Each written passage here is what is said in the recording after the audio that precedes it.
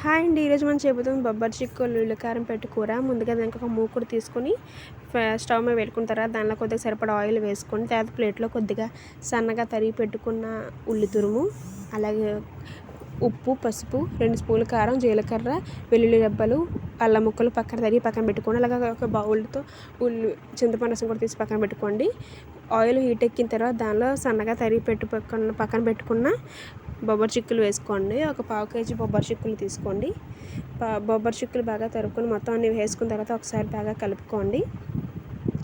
కింద పైన ఒకసారి కలుపుకున్న తర్వాత మొత్తం అన్ని వేసుకుని దానిలో కొద్దిగా మనం సన్నగా తరిగి పక్కన పెట్టుకున్న ఉల్లిపాయల తురుము మొత్తం వేసుకొని సన్నగా తరగడం వల్ల కూర ఇంకా టేస్టీగా అవుతుంది. ఉల్లిపాయలు సన్నగా తరిగి పెట్టుకోవడం వల్ల.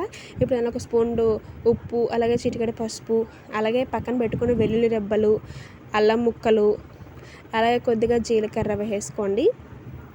ఇవన్నీ వేసుకున్న తర్వాత ఇప్పుడు దానిలో కొద్దిగా 2 స్పూన్లు కారం వేసుకొని టేస్టీ స్పైసీగా ఉండడానికి 2 స్పూన్లు కారం వేసుకుని ఒకసారి మిశ్రమాన్ని మొత్తం ఫుల్గా కలుపుకోవాలి. ఎక్కడ విధంగా లేకుండా టేస్ట్గా కలుపుకోవడం ద్వారా టేస్ట్ ఇంకా ఇంక్రీజ్ అవుతుంది. చాలా టేస్టీగా ఉంటుంది. నేను అలా తింటే చాలా అంటే చాలా బాగుంటుంది. పక్కా ట్రై చేసి చూడండి.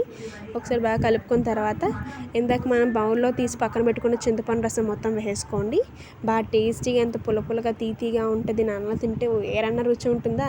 ఇప్పుడు దాన్ని మూత పెట్టేసుకున్న 10 నిమిషాలు మగ్గనివ్వండి. మగ్గనిచ్చిన సరిగిన పెట్లు తీసుకుంటే ఎంతో టేస్టీ అయిన బొబ్బరి చిక్కుడు ఉల్లికారం పెట్టి కూర రెడీ.